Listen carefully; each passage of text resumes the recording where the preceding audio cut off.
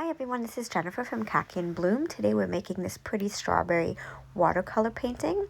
For my watercolor painting today, I'm starting with a bright red color, and you'll see when I'm painting for my strawberries, I'm really just free shaping these. So I'm not using a pencil first, and I'm just using my paintbrush to form almost heart-like shapes.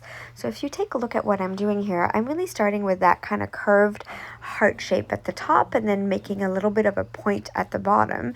And you'll see as I continue painting my strawberries here, what I'm really just doing is kind of following that heart shape. What I'm trying to do as well is have some areas of my shape be darker with a darker red, and then other areas of my shape be a little bit lighter to play on sort of textures and where the light would naturally hit those strawberries.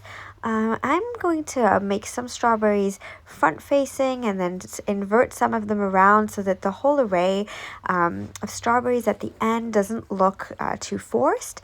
So if you want to take a little bit of time and map out where you would want those strawberries on your sketchbook, and of course you do not have to use a square sketchbook like mine. In fact, I don't often use a square sketchbook, but that's what I had today, and I actually quite like this one.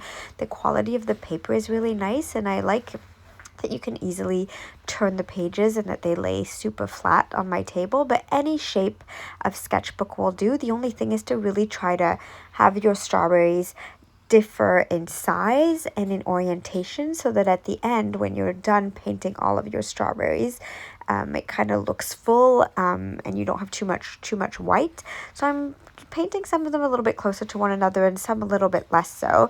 And you'll see in every strawberry there's a little bit of area that's darker in color and some areas that are a little bit lighter. So for the lighter colors, I'm using a little bit more water into my puddle of paint, and for the darker areas, I'm using a little bit more pigment to really get that bright red color. So I'm just filling out my page here. There's not really much to it. I'm not giving it too much thought. I'm just really filling out the page as much as I can, and as I said, I'm really trying to kind of paint heart shapes. So now I've moved on to a dark green color, and I'm using a smaller paintbrush here, and I'm gonna start doing the stems of my strawberries, and I'm following the top part of the heart shape for that.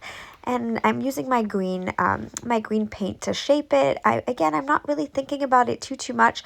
The only thing is to try to have some stems maybe lean towards the right and then some stems lean towards the left so that they're not all in one direction, because that would be a little bit boring to the eye.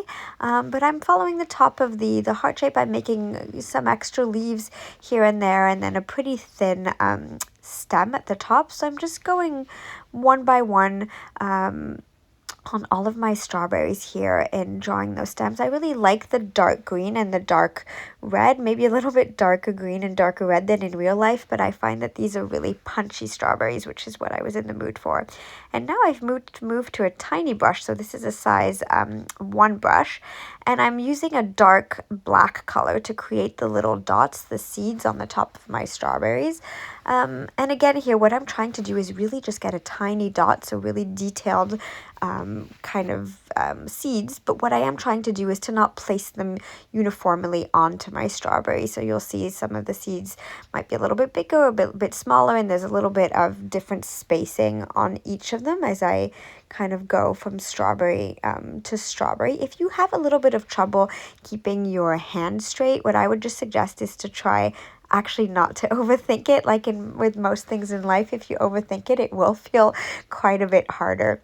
Now I've moved on to taking a pencil just to create some lines in the back. I wanted a kind of a bright background, colorful background to make my strawberries pop.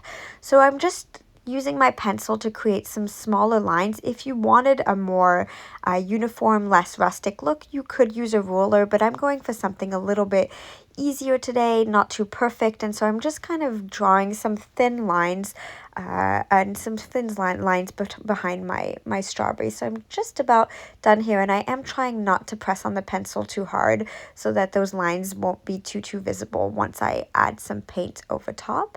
So I'm just about done here. I'm just doing my last line, and now I've moved on to a nice blue color that I've actually made with quite a bit of water so that it's nice and fluid. And I'm just painting on each side of my smaller lines that I just made, and I'm creating a blue, sort of blue, baby blue background.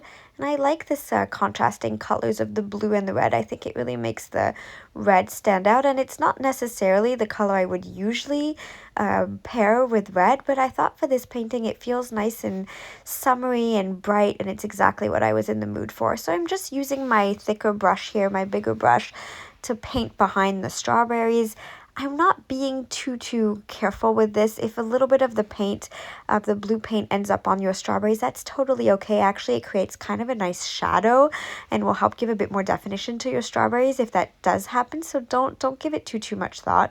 But I'm trying to follow the general line, pencil line that I drew, so that those thinner lines kind of show throughout, and I'm creating some areas a little bit darker blue, some areas a little bit lighter blue, and I think it looks nice, a little bit like a tablecloth maybe for a picnic, or just a nice backdrop to kind of complete our strawberry painting. So I'm continuing with my thicker brush, and I'm going around each strawberry and kind of outlining the shape of them and continuing to paint my blue color throughout.